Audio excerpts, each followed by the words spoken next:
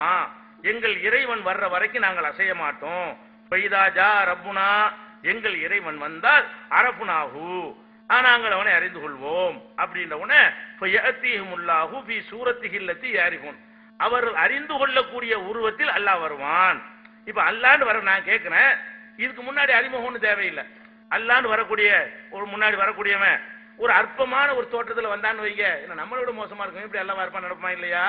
அப்ப இறைவன் என்று நம்புவதற்கு எந்த மாதிரி தோற்றத்தில் வரணுமோ அந்த பிரம்மாண்டத்தோட அந்த பவரோட அல்லாஹ் வரும் பொழுது இது நிச்சயமா இறைவனை தானே இருக்கும் அப்படின்னு மக்கள் விளங்கிடுவாங்க.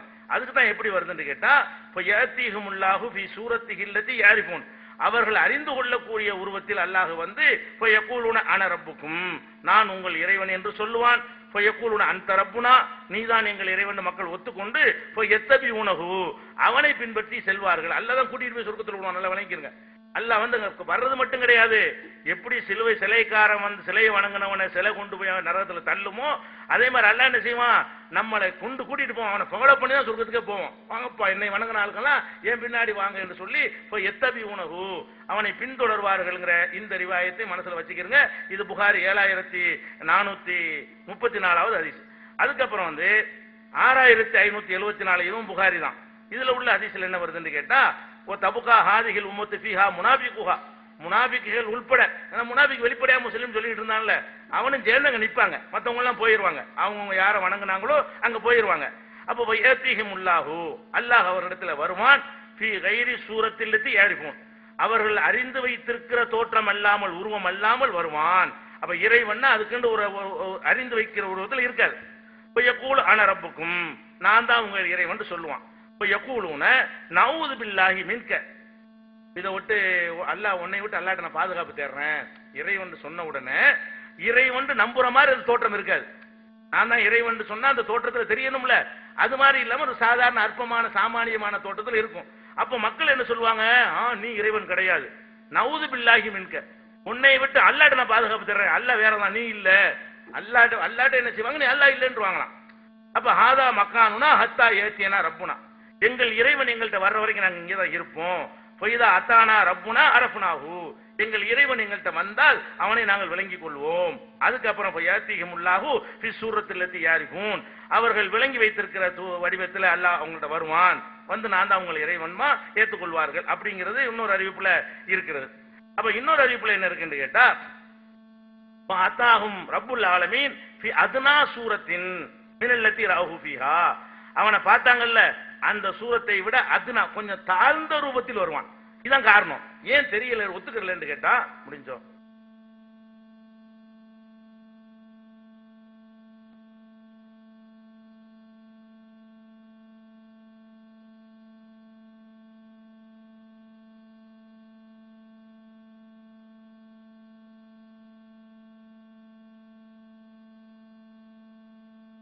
பாருங்க பெரியவர்களே, அவங்க பேசும் பொழுது இறைவனுக்கு உருவம் இல்லை அப்படிங்கிறதுக்கு எந்த ஆதாரத்தையும் தரல, நாங்க தான் ஆதாரத்தை வச்சுக்கிட்டு இருக்கோம். என்ன ஆதாரத்தை வச்சாங்க இது வரைக்கும்? ஒரு ஹதீஸ் வச்சாங்க, அதுவும் முன்னுக்கு பின் முரணுங்கிறதா இல்ல காமிச்சிட்டு இருக்கோம். இல்லைங்கிறதுக்கு நாங்க என்ன ஆதாரம் வைக்கணும்? இருக்கிறவங்கள ஆதாரத்தை கொண்டு வரணும். ஒரு ஆள் இந்த அரங்கத்துல இல்லைங்கிறேன், அதுக்கு என்ன ஆதாரம் அப்படின்றாக்கா, அவர் இங்க இல்லைங்கிறது தான் ஆதாரம். ஒரு ஆள் இங்க இருக்கிறாரா, ஆதாரம் என்னங்க, எந்த இருக்கிறாரு பாருங்க அப்படின்னு சொல்லணும். இந்த அரங்கில் இல்லைங்கிறது தான் இல்லைங்கிறது ஆதாரம், அதுக்கு ஒரு ஆதாரம் கொண்டு தரல. இல்ல அதெல்லாம் இல்ல, முடிஞ்சு போச்சு. அதனால இருக்குதுங்கிறவங்க ஆதாரம் தரணும். ஒரு ஹதீஸை கொண்டு வந்து எவ்வளவு முரண்பாடுங்க நம்ம கேட்டோமே, கேட்டதுக்கெல்லாம் சமாளிக்கிறது தான் பதில் அவரே தவிர அந்த ஹதீஸுக்கு விளக்கமா வரல. இப்ப ஒரு சாக்கன் தானே வந்து ஒரு காலண்டு ஒரு கால் உள்ளவனா அப்படின்னு கேட்டா, ஒரு கால் வந்திருக்கு அப்படி மட்டும் வச்சுக்கிறோங்க, எத்தனை காலுங்கிறதெல்லாம் நமக்கு தெரியல. அப்ப இறைவனுடைய உருவகத்தை முழுமையா புரிய முடியாம இருக்கிறாங்க.